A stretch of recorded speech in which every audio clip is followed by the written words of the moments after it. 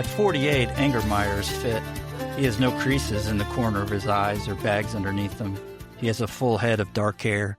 He says his testosterone levels, thanks to regular injections, are exactly the same as they were when he first had them tested around the time he turned 30. His brain, sharpened by the dose of modafinil he deploys on long days, whirs along at an intimidating pace. He is certain the world is on the cusp of joining him in embracing PEDs, and he is betting big that Enhance will help push us there. I think we're going to look back already in 2 or 3 years, and we will have changed a lot, Angermeyer says. Welcome to the Atlantic Current. I am Vince Martin from Wall Street in Maine, here as always with Toll McAdoo from the Irish Politics Newsletter, alongside our special guest. That quote comes from American sporting website ESPN. They are talking about the Enhance Games held just 2 weeks ago in Las Vegas, of course, an Olympic-style competition in which performance-enhancing drugs are not only tolerated, but pushed. And we thought this was just a fascinating entry point into a broader discussion about tech, about billionaires, even about immortality. And no better person to help us discuss that than our friend Meredith Oglivie-Thompson.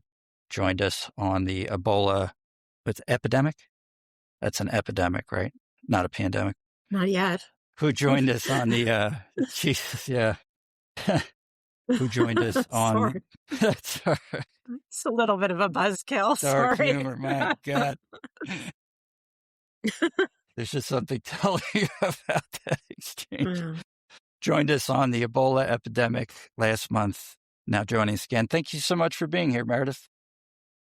Thanks for having this discussion with me. I thought it was sort of a continuation of what we were talking about. So great to see you guys.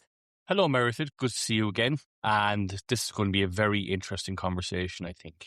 Yeah, I like that idea of it being a continuation. It seems bizarre to say that a virus in the developing world against doctor-prescribed steroids and amphetamines and God knows what else in a purpose-built arena in Las Vegas are part of the same story. But yeah, I mean, I think you would say that, right, Meredith?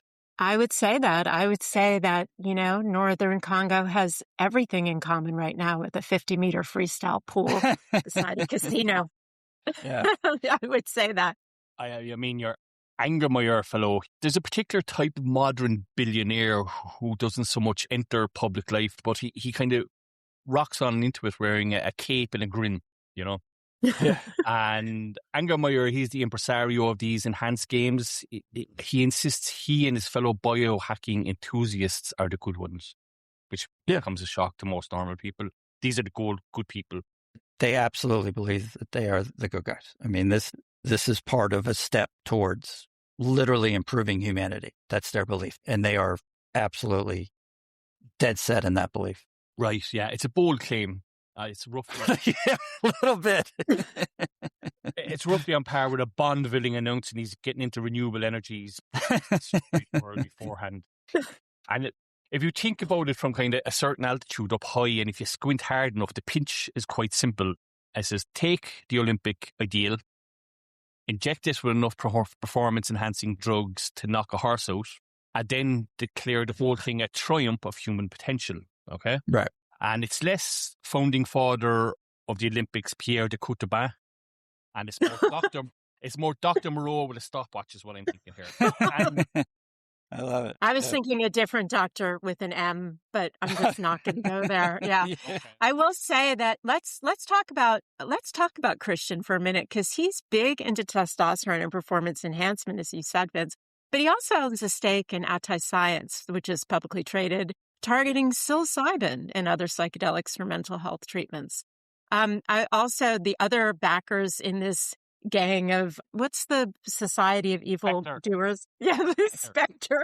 The other guys in Spectre. Throwing out a Spectre. We have Peter Thiel, Don Trump Jr., and the Winklevoss twins. I mean, they're all there. They're all in on the cap table. So, in another age, Angermeyer would have been forced to content himself with buying a small principality or island and funding an expedition to the lost city of gold. Albania. Albania, yes. Yeah. By Albania. Could have ascended the hills of the island barefoot in Albania. He's rebranding the pharmaceutical industry as freedom, and they're calling it sport. And this is the genius of our times about these tech billionaires and biohackers. You can take something that's universally agreed to be cheating, very bad form, poor behavior, and dangerous. And you wrap it in the language of being a disruptor, and suddenly you're not a rule breaker anymore. You're a visionary. Yeah, if you can get a few venture capitalists to nod along at the same time, you're a philosopher king, aren't you? Yeah, there's a lot of truth to that. And there's another angle that we're going to get to in a minute about what so many of these ventures share in common. But I do want to kind of take a step back and just talk about what these are, because they did not get a lot of traction here in the States. I imagine that's true in Europe as well. But as we said, these are Olympic-style events, swimming, track and field, weightlifting, other things like that, held over Memorial Day weekend, which, as we were researching, it struck me as quite a bizarre choice and kind of a funny choice in the sense that I think if they had anybody who had ever actually worked in sports, they might have told them that that's probably the worst weekend of the year. For an ignorant European, explain for... It's just cluttered, Tom. Yeah. It's really Memorial cluttered. Day is one of the 4 bank holiday weekends we get, as opposed to the 76 that you guys have, where you guys yes.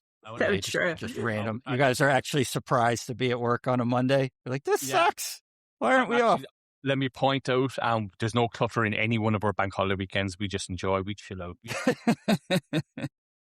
Well, Memorial Day is the unofficial start of summer in America. It is, you go camping, you go to the beach, you go do things, you get out of the house on Memorial Day. That is sort of the societal expectation. So running something that is broadcast online over that weekend is an unusual choice. So, I mean, you're not going to see it in a sport bar like you are, doesn't Indy 500 run Memorial Day? And it's just a big 500. Weekend. Yeah. The basketball, for those of us New Yorkers, go Knicks.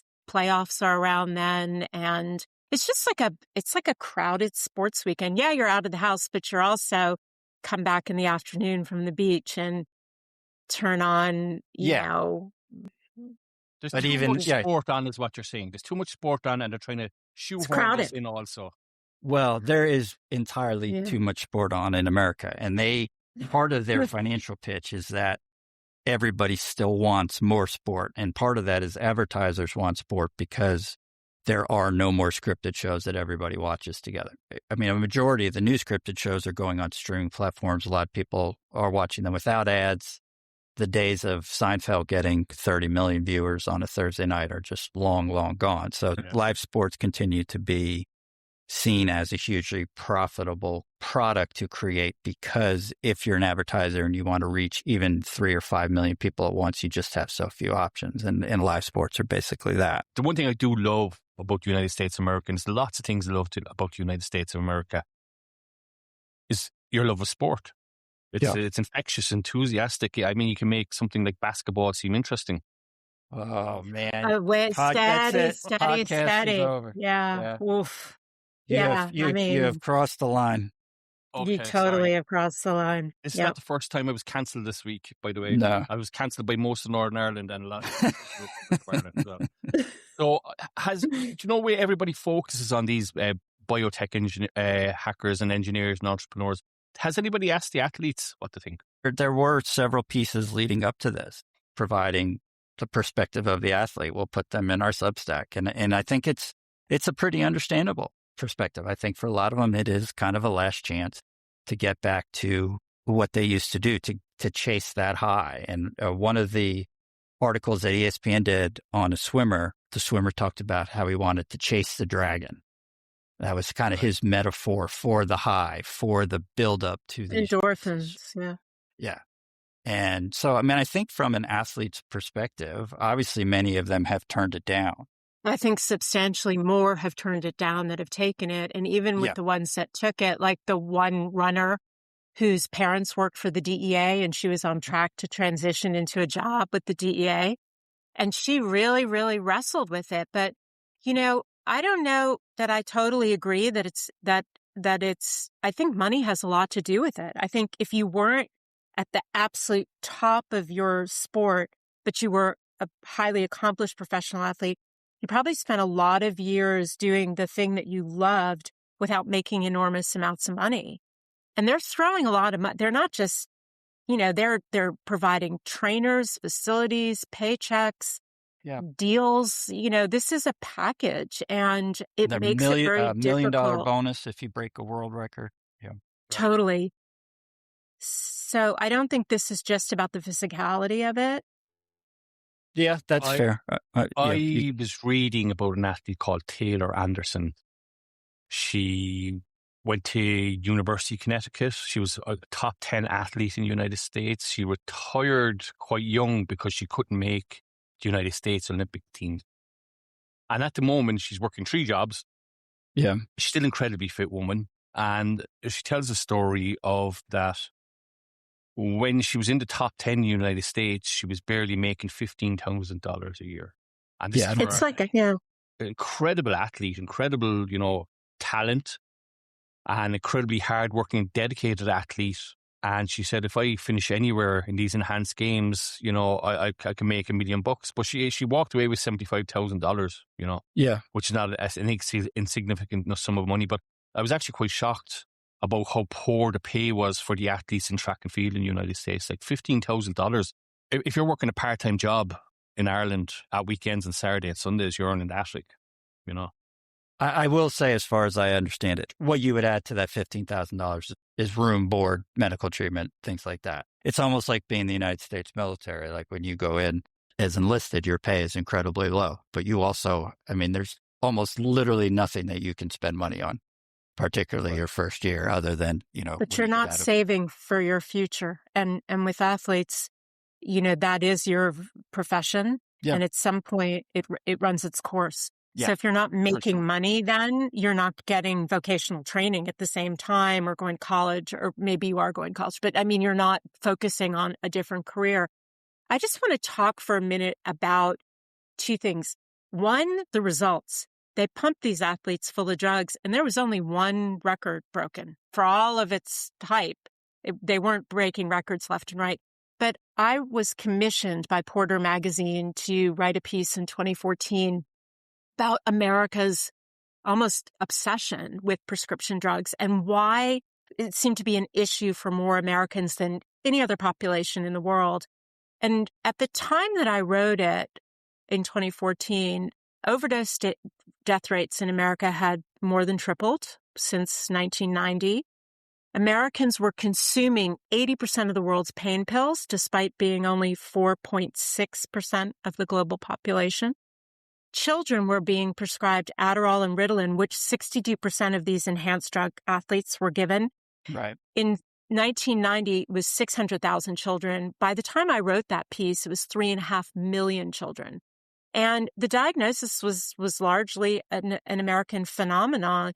And it was driven in large part by direct-to-consumer advertising, which is kind of, the enhanced games are a Trojan horse for this company, Enhanced. It's not about the games. Yeah. So the last thing I just wanted to say was that the FDA cited every major ADHD drug, Adderall, Concerta, for false and misleading advertising since 2000. And that's like New York Times investigation, and it was called the selling of attention deficit disorder. Yeah, you say it's a Trojan horse. I'm actually not, at the risk of pushing back a little bit, I don't think it's quite that subtle. If you go to you're probably right. Yeah, if you go to the presentation for the enhanced games, they went public. Believe it or not, as always, this is not financial advice, but if you're interested, you can buy stock in the enhanced games. They went public via what's known as a SPAC merger last year, which is, to oversimplify a little bit, it's a merger with the shell company that has already gone public. It's done in kind of an organized way, and it's often used for companies like this that basically have no existing revenue for regulatory reasons we're not going to get into. It's also, though, used for businesses that they believe they can raise capital more easily from individual investors. More cheaply. Yeah, and they can get from individuals rather than Wall Street, because this is, I think, almost certainly a case where if they had gone to Wall Street and go, hey, we want to go public, we're going to do an IPO, they would have been like, yeah, that's great. Come back in 4 years when you guys actually have some kind of financial metrics. But the parallel that they used in their presentation when they announced the SPAC merger, and this presentation is basically supposed to pitch the stock to the market, I thought was incredibly fascinating. They said what they have are these games, and then they're going to have a platform for personalized medicine, and that is capitalized. A live enhanced telehealth platform selling testosterone peptides, that's a big one, and GLP-1 drugs. You're right, maybe Trojan Horse was too subtle, but I think what you know what I meant by it. Like, it's the loss leader. Basically, this is basically just, hyped up marketing in that sort of tech bro, we're going to make your body perfect and transcend mortality. But at the end of the day, this is just telehealth marketing of these drugs to direct to consumer, which is legal. In that presentation, which I thought was a fascinating rationale for what they're doing, they said that their business model is akin to Formula One. Yep. It's akin to the dynamic that powers Formula One. And Formula One is you spend $1 gazillion optimizing a race car, to its absolute fullest potential.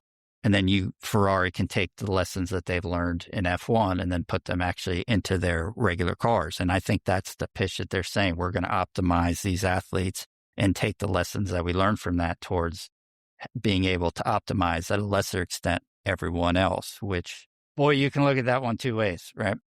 I'm going to amuse you here because I like to use my VPN quite liberally and pretend I'm in all parts of the world so I can see all kinds of weird advertising. It's what I do to relax. So they were selling, I was watching these ads, right? They were selling injectable testosterone for $169 a month, right? Yeah. Like microdose GLP-1s. Is that the anti-fat drug, is it? Yeah, that's Just make you skinny. I'm going to get that for myself, I think. Yeah. And, different supplements and stuff like that. I was laughing to myself and I'm like, pals, this is never going to wash in Europe. You're not getting away with that over here, pal. It's not going to work. And, Europe is a massive market for these kind of things if you have the backing of the European, drug people. And without the European market, but these guys are whistling past the graveyard here, just marketing to American people, I think, because the real money is to be made is actually outside the United States, to be perfectly honest. And I don't see this getting traction outside the United States as it is. No. Because it wouldn't get regulatory passing anywhere, only in the United States, nowhere else. And it wouldn't have necessarily gotten past here 10 years ago. I mean, the enhanced games needs a friendly FDA to make their business model work. And they have one in this administration. This is not they need a friendly coincidence. FTC too. And this is a strategy. This is not just random coincidence. And it's all the same people that have been backing this administration, and now they have the environment that they need to have this platform work. But we should say, Vince, the stock has fallen since the SPAC listing. By much? The SPAC mergers take place at $10 per share, and the stock's down about 60%. That said, particularly of late, most SPACs are just giant pieces of Most of them fall off the table. And in these mergers, the shareholders of the shell company, at any point before the merger actually is made official, they can redeem their shares for that $10 plus interest. And the redemption rate here was 99%. So on the stock chart, they went public at $10 per share. That behavior tells you that no one actually believed that the business was worth. I mean, that was like a $1.5 billion valuation, if I'm remembering, 1.2, something like that. It's still worth 400 million. So, I mean, the stock is down, but for SPACs, particularly over the last couple of years, most of which are pretty garbagey companies, that it's not unusual. I don't think it's something you can take a lesson from. And we actually don't even yet quite have financial results from these games. We'll get those somewhere around mid to late August. We'll have a better sense of how much revenue they got and things like that. I have a stupid European question. Okay. Okay. Who's prescribing these drugs to the athletes, and how are they legal? Is it doctors doing it? Are they going into a pharmacy and buying them over the counter, or? No, I mean, they will tell you. Yeah, I mean, the people pitching these games will tell you that their doctors are hands-on every day, These are personalized regimes that are meant to optimize your body, but while also really paying attention to safety. I mean, if you had someone from the games on this pod, they would push back on all this and probably tell you that there's nothing dangerous about what they're doing. They have doctors doing this, personalizing the medicine to these people. That's a big part of the spending, and it's a big part of the pitch to the athletes. I'm going to sound like another stupid European here again, but we've been here before, have we not, with doping athletes? Yeah. Yeah, there is. Did we not? We turned a couple of East German women into men at one stage?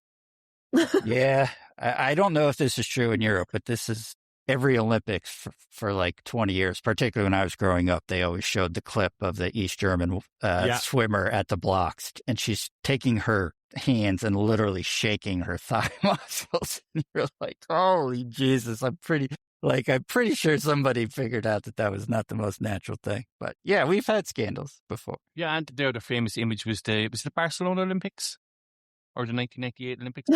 And Carl 88 was, Carl Lewis and Ben Johnson. Yeah. Ben Johnson. Yeah. And every single person that was in that race was subsequently found guilty of doping. Yeah, of course. The famous one in Ireland was Waterford Crystal. Okay, strap yourselves in for this. This is quite. Yeah. The horse got found guilty of doping. Okay, right. It's always the horse. The horse, yes. Cian O'Connor rode a horse called Waterford Crystal to gold medal in the Olympics. And subsequently, the horse was found to have illegal substances in his body. So the horse was kicked out for doping. That's a very Irish story, and I mean, you have to go back to all the cycling as well. Yeah, of course. Lance Armstrong. Yes, one of my favorite documentaries. This guy's dead because multiple blood transfusions. They were being optimized as well, also, and it turned out it wasn't so great either. I mean, we've been here before. We have been here before. Yeah. I just want to say that the FDA connection, I think, is a really critical one. The FDA has an advisory committee meeting coming up towards the end of July to consider reclassifying several peptides restricted in 2023. A favorable ruling would allow the Live Enhanced platform to dramatically expand its product catalog. You've got the Trump administration's FDA and RFK Jr. running Health and Human Services. The Enhanced Games are not a sports story. It's really a bet on regulatory capture. I think the timing of it, the game's in May, to your point, Vince, nobody in their right mind would live stream some inaugural Vegas-based game on Memorial Day weekend. The FDA hearing is in July. I don't think that's a coincidence. I think, so I think this is about regulatory capture. And I think that, you're looking at a group of guys who have been rewarded extravagantly and often very young for being right about things everybody else thought was impossible. And, this is the tech bros circle. And they exist in this sort of self-referential loop where they fund each other. They're sitting on each other's boards. They're speaking at the same conferences. And there's no one in their world who pushes back with authority. And they've never had to reckon with mortality the way most people do. Like, death to them is sort of an abstraction, and abstractions are problems to be solved. Like, this is, other than the monetary and the regulatory issues that are being chased, and I'm going to get canceled now, but there's like some sociopathic element to this, in my opinion. It's like humanity becomes this abstraction, and it's the challenges Formula One around race car. Yeah. It's a race car optimized. Yep. Yeah. When you were talking about that to me it just makes my jaw drop. I mean, we are not machines. And when did our wealthy sort of benefactor class move from really building wonderful institutions of higher learning and solving health problems, curing cancer or finding a way to stop the spread of the AIDS epidemic? I mean, Sergey Brin says, I hope to cure death. Larry Ellison says, death makes me really angry. Brian Johnson is tracking his nighttime erections in the name of science and has announced that human immortality by 2039 is a reasonable target. do we agree that it's kind of craziness? I think God is laughing at all these guys, to be perfectly honest. God has sent the orcas to destroy their yachts in Mallorca. That's what God is doing.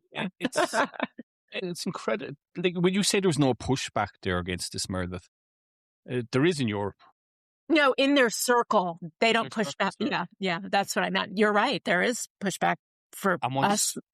once you get outside their circle, there's plenty of pushback outside their regulatory circle anyway. I mean, like, I think it's pretty obvious now they're buying regulators all over the United States, whether it be at the FTC or the FDA. Take your pick of miscreants in the Trump regime. It's all about buying regulatory authority at the moment, or buying influence with the regulatory authority at the moment, as you allude to. And it's not, and as Vince says, it's not even subtle anymore.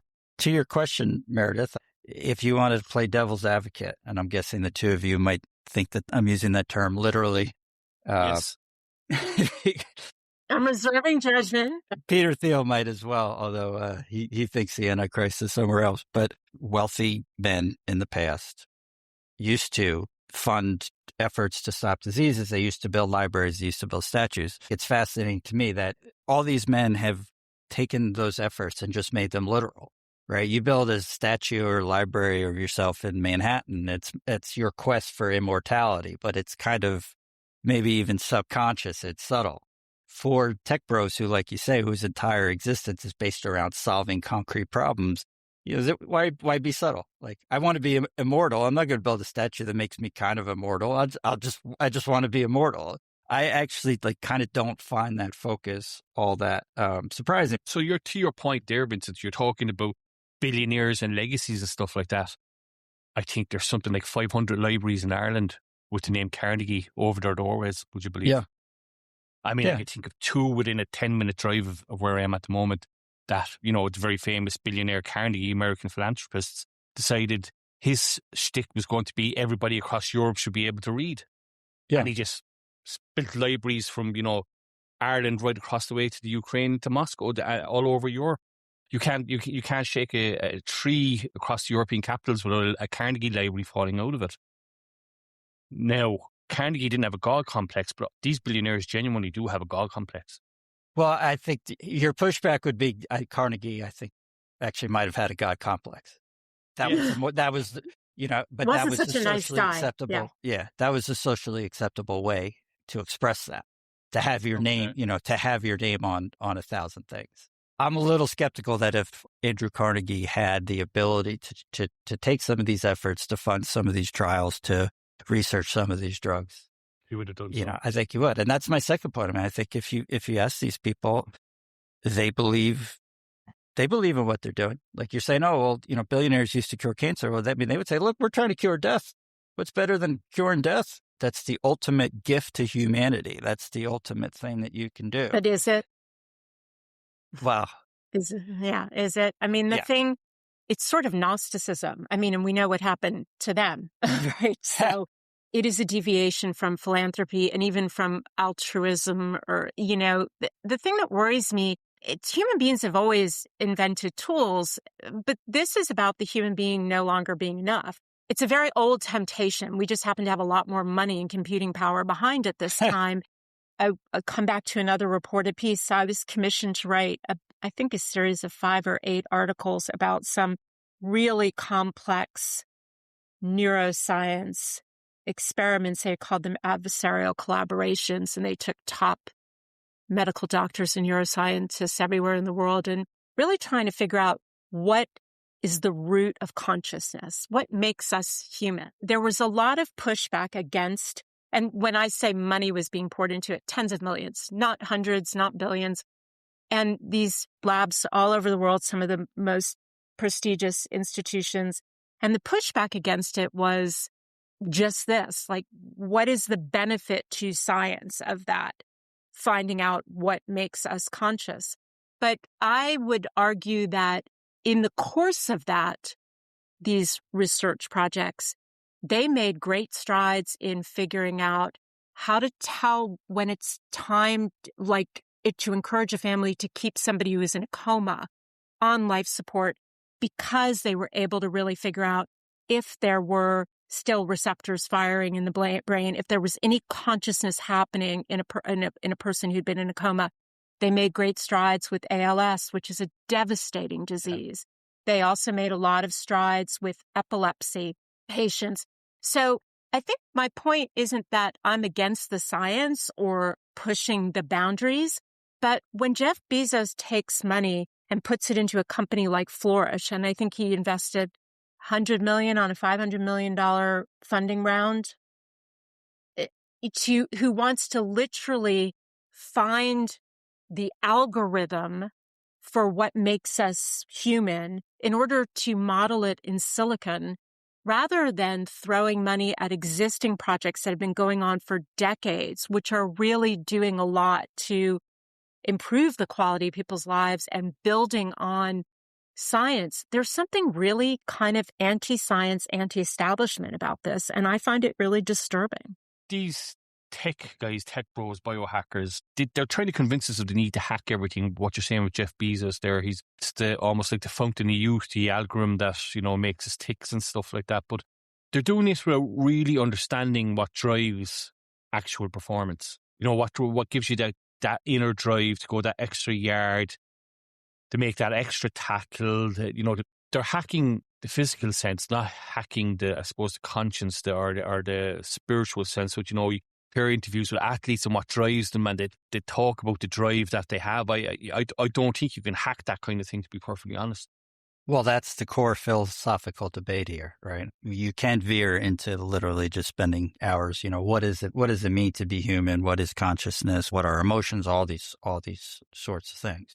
Just ignoring all of that, which you're not doing, Vince, but they are in a way. Like the point is that we seem to be moving, or they seem to be trying to move us from solving shared human problems to trying to transcend humanity itself. And if you think about technology, that was a government initiative. The U.S. government DARPA created the internet, and now we all pay $100 a month to use it. And the concentration of power in people that have really monetized the internet is stratospheric. And, we went from NIH was one, we talked about it in the episode when we discussed Ebola, that was a font of knowledge and research for the world, for humanity. We open sourced all of our research. And the research that I reported on, the neuroscience experiments looking into consciousness, that's every bit of that research is open source. This isn't. This is all about monetization. So I would say, Vince, that human beings have, from Julius Caesar and the Gnostics, and have searched for this divine immortality. But this group of people, I feel it's monetizing it, and they're all about their net worth. The best example of that is Brian Johnson, who you alluded to before, who was a tech billionaire who embarks on this project where he's basically going to spend all his money and damn near all his time trying to maximize his own lifespan. You can sort of see the original, I think, semi-pure view of what he's trying to do. And then as it goes, well, if we do this, hey, there's advertising revenue. Hey, there's this option. In all these things, there's always a monetization angle, to your point. There really is. And I do find it kind of interesting that many of these people, if their goals are sincere, seem to ignore the fact that by definition, it's going to, at the very least, make things messier. There are going to be conflicts where you're going to choose between how do we monetize this and how do we move it forward. And that, to me, gets to the broader idea with so much of this stuff that I don't think that they have thought things through. I don't think they've really done much second-order thinking because, to your point earlier, they've lost that muscle outside of their businesses. If they ever had it. Lost that muscle. I think many of them kind of do have it because you kind of do need to do that to run a business, to found a business. That said, the other issue here, I think, which is a big problem, is that the guys, and Thiel, I think, is the ultimate example of this. The people in venture capital who actually have never run businesses have very clearly come to believe that they are just as smart and capable as the people who started the businesses that they funded. It's just asinine. When I owned Amazon stock, I didn't go, oh man, I'm just as smart as Jeff Bezos. I don't have an issue with having a nose for what's good, and I don't have an issue with putting public funds into the NIH or into space, whatever. But when you concentrate things that are for the public good in the hands of one or a handful of decision makers who are at the same time working to remove any accountability measures that would be baked into the services that they're offering, I think it's a really dangerous situation. And they all are not interested in being accountable. They don't want to hear from you if you inject the testosterone and have one of the 9,700 side effects that's listed on the pamphlet. That's not the game they're in. accountable to themselves. I'm not saying that criticism. That's how they view the world. They're accountable to themselves. And that's enough because they're genius. This is a very serious theological discussion we're having here. So I'm going to inject something from the Tull School of Politics here. Okay. This Brian Johnson, Vince says, don't get a suit face on. Brian Johnson is what happens when a midlife crisis gets a software update. Okay. Yeah.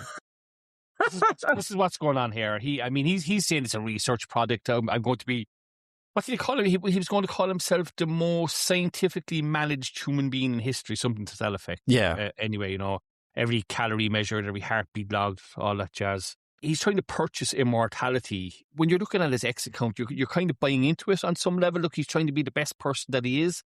But he's just coming across as a guy that's really afraid of death. He's the 44-year-old guy who bought a convertible.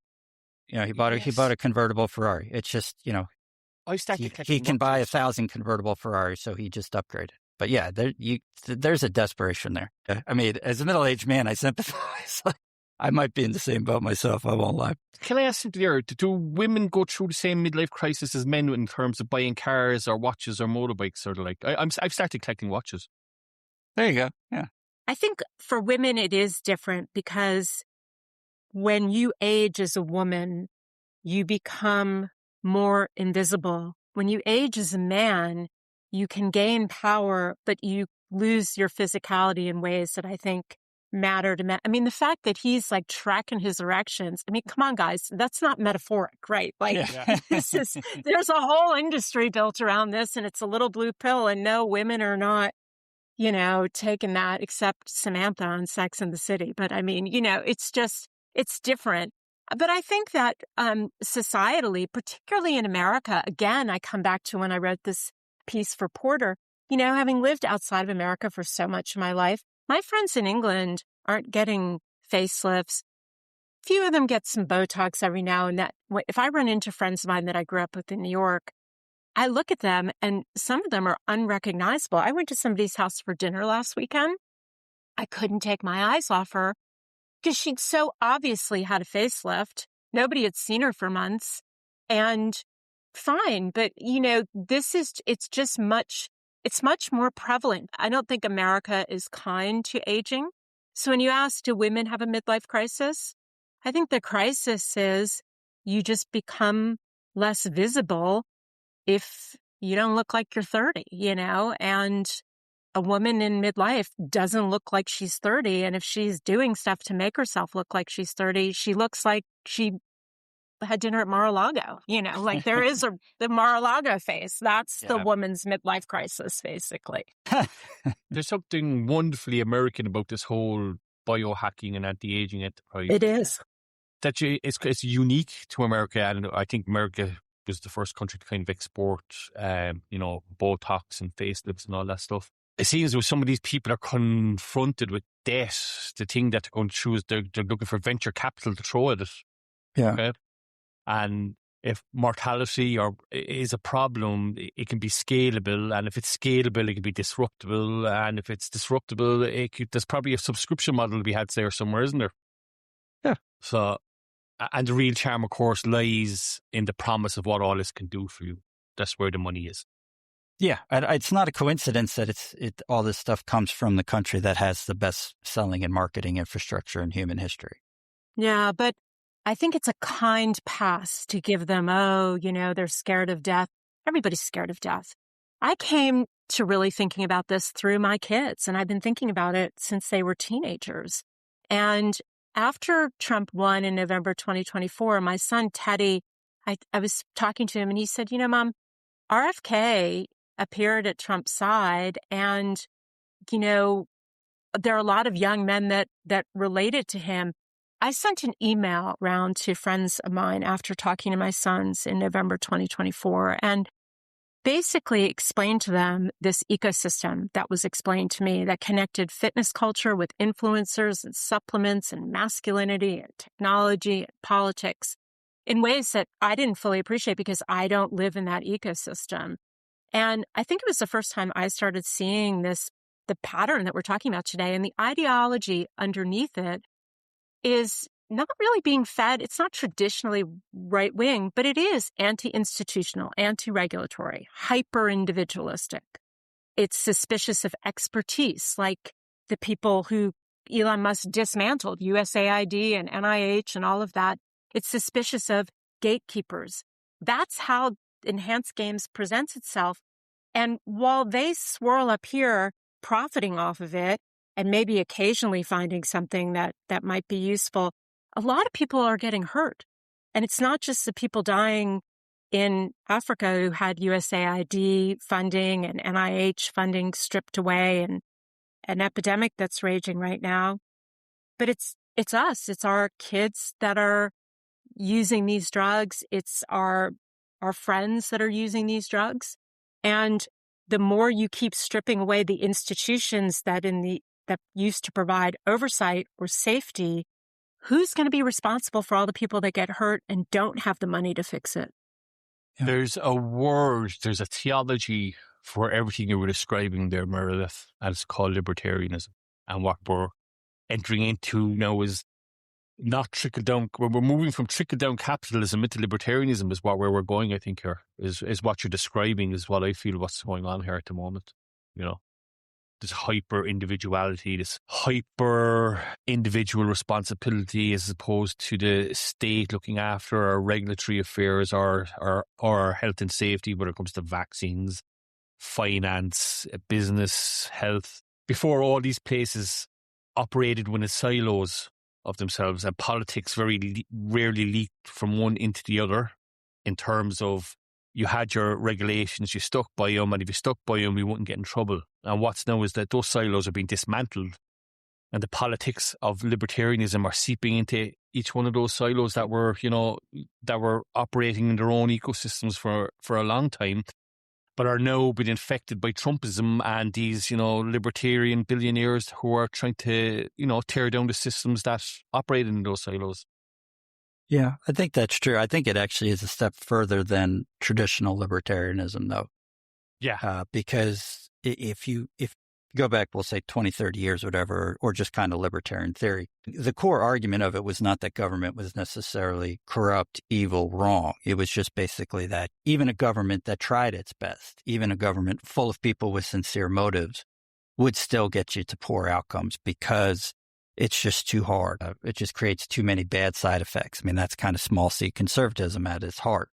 There is an active disdain, which occasionally I think bleeds into hatred towards institutions with a lot of these people. And you've seen Musk take that turn in real time over the past decade, which I think explains his attitude towards Doge, which is he's not a stupid man, but I think his attitude towards Doge was that the benefit of the doubt went to cutting rather than preserving. I think that tells you what his attitude towards government was going in there. Right? We kind of asked, why didn't Doge do this in a more rational way? It's because if you start with the thesis that all these people are grifters, con men, lazy, credentialists, which is one of my favorite terms that has come up in the last couple of years, this idea that you criticize people for having a MD and having graduated from medical school. That you need, I mean, that's what that term means, right? It is an insult for people who suggest that you need a credential to opine on a topic, which is, now there's an irony of us doing this podcast and myself in particular, yes. But it's still a ridiculous insult. But yeah, I mean, I think that's the stab, because I think there is a fascinating argument here, a fascinating hypothetical, in the sense that if we had what Brian Johnson and Angermeyer and Maximilian Martin, who's this new CEO of Enhanced, and these biohackers, all these people are trying to do, if you had them doing that, within the structure of a government, whether that was the federal government or the EU, in the sense of its task force that aimed to improve longevity or something like that. I imagine we probably would be discussing it quite differently, don't you? Yeah, but if you did that, first of all, it would never happen because their movement is antithetical to doing it in the context that a government would do it, which would be controlled, not posing harm to the public, testing things, having accountability. I just want to go a little off track here. Elon Musk, to me, it is not ideology. I think these guys couch their greed in ideology. I've just been reporting a story for a local paper down here, Vince, you're aware of, on internet in rural areas in America. And it's a big problem for our listeners overseas. And one of the things that happened, Elon Musk railed against all the legislation that Biden baked into the IRA that would make providers accountable. The minute that Trump got into power, he was denied his $900 million and now he's up for $20 billion in funding to put Starlink in. It comes with a rider that absolves him of accountability if it doesn't work. My point in bringing that story to bear is that these guys want to make money. They want to create things. They don't want to be accountable for when it goes wrong. And when it goes wrong with biohacking, people die. The IRA, just so we clear out, is the American Tax Authorities and not the Irish Republican Army. The IRA, yeah. The IRA was the Inflation Reduction Act, which was the massive spending package that Biden passed in 2021. We need to retire that acronym here. That's not the first time we've had this confusion. Sorry about that, guys. It's okay. Nobody's going to blow you up these days. There's a peace process and all that. So, yeah, look, it's my own opinion there is that Doge is the stupidest version of libertarianism that is out there, to be perfectly honest, is where I'm going. Yeah, there. I think you can simplify it that way. Yeah. It just would be nice to think that somebody was standing up for us. Right. I said that to Democrats, no? I'm not sure who you're talking about. I'm vaguely aware of a Democratic Party in the United States. I'm not sure what they do or who's involved. Yeah, I made a joke in like episode 5. So this is 8 months ago. I made a joke about Trump and I qualified it. I said, if you're a Trump voter and you're getting upset, it's just a joke.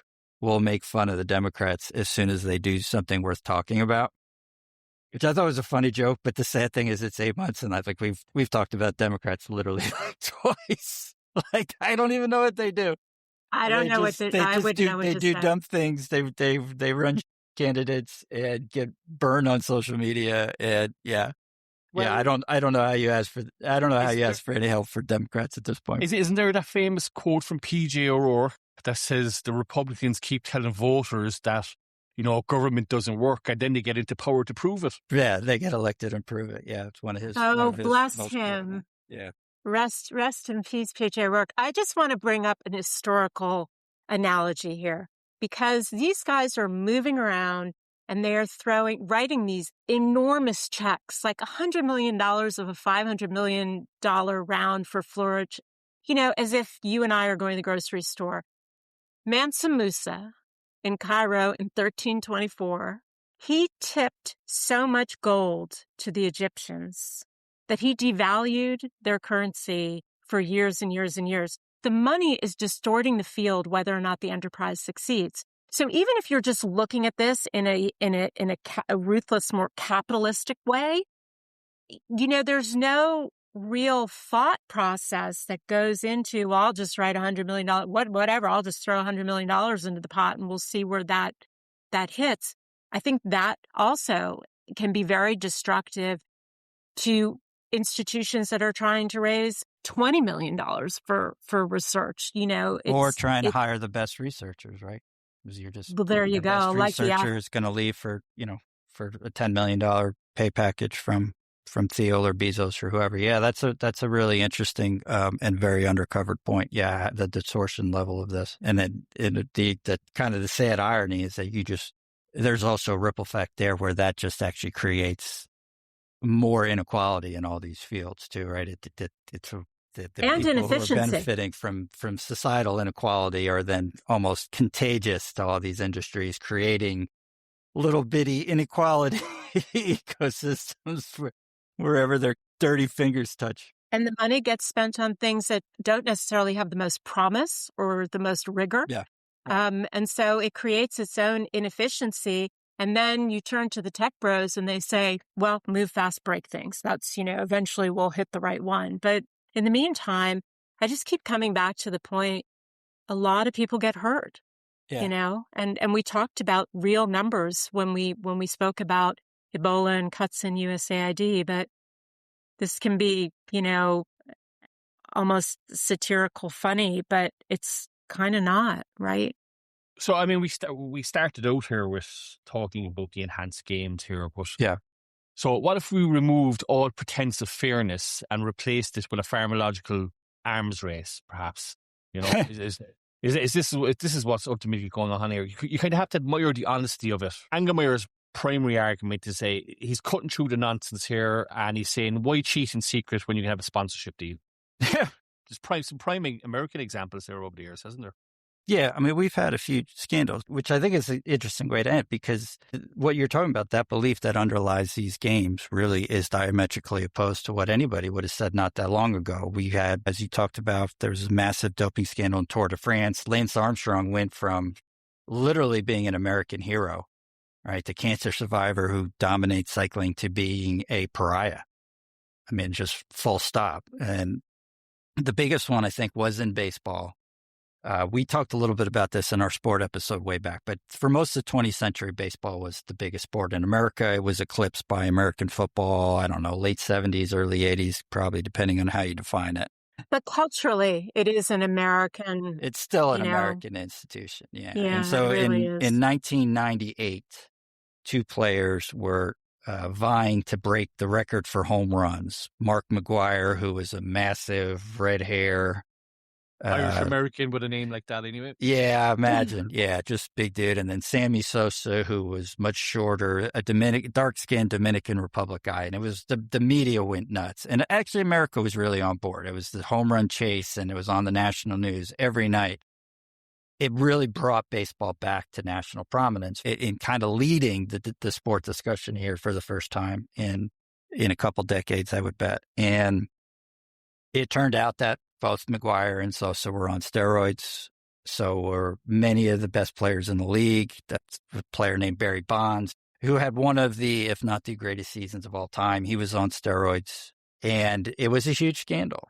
And it really was. And what I find interesting about what you're saying about the honesty with which they express this opinion is that back then, no one expressed that opinion. No. There was no one out there going, well, look, wouldn't baseball be better if we just let them inject and hit the ball 800 feet instead of 600 feet? I mean, it'd be a lot more fun.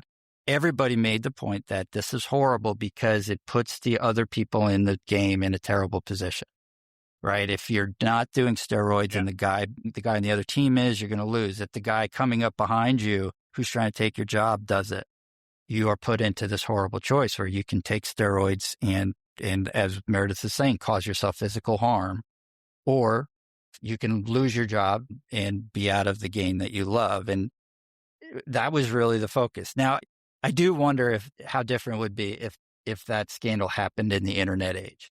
There was the internet in 1998, but media was still pretty corporate. Nowadays, I'm sure you'd have hot takes, right? People would be writing, oh, I love Mark McGwire. I'm rooting for him more. I bought all his jerseys. That's great. These guys should all be on steroids all the time. They should stream them and getting injected in the locker room. Yeah, but I would come back to the fact that let's think about who have architected these systems, these platforms, whether it's, the internet as we know it today and social media. You're talking about engineers from Stanford who really studied the neuroscience behind this and algorithms and the attention economy.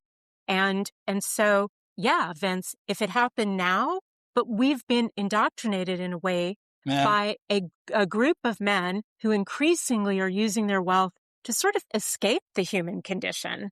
And the point is that $1 billion public company now exists whose explicit premise is human beings should be chemically enhanced, and whether, and the pump has been primed through TikTok and Instagram and everything else where you can put filters on and enhance everything. Like, the pump has been primed, and now it's like, oh yeah, if you had said 20 years ago that a publicly held company existed to, I mean, there would have been to publicly give people steroids in the service of creating a platform where they could publicly give more people steroids. Yeah. That would be one of the most, people would just have laughed in your face. That's a great point. Yeah. People would have thought you're absolutely nuts. Yeah. That's a horrible idea. SEC would never allow that company to go public under no way. Right. Yeah. I just really want to be able to say out loud that, can we not agree that this is kind of insane? Like, where have we gotten to? And I don't think this is improving anything. I mean, Carnegie's libraries seem like child's play, Lego to me compared to this. Yeah. Well, that's I think, the interesting point of that steroid scandal. That idea of, wait a minute, what about people who don't want to get on board, who don't want to take the risk or take the damage of getting on board? That argument was just almost universal, certainly consensus. And it's an argument I think you can take well beyond these games. I think it's an argument you can say about how these tech bros talk about artificial intelligence, right? Oh, hey, you got to learn it. You got to get on board, right? If you don't, well, what if I don't want any part of AI? Well, it's too bad. No, the world's coming. It's not just that it's too bad. It's that you're obstructionists and you become the problem. Yeah. And instead of them sitting and answering questions, they're telling us, and we're not allowed to answer questions. Like, you can't say, I don't want a massive mega data center in my neighborhood, I mean, you're really shut down. I think it's kind of crazy, and I think we should be questioning them. Yeah. There's definitely a lot of pushback needed. I have a question. As a European, where would it get score some of this stuff? Vince will pack it in his suitcase for you to.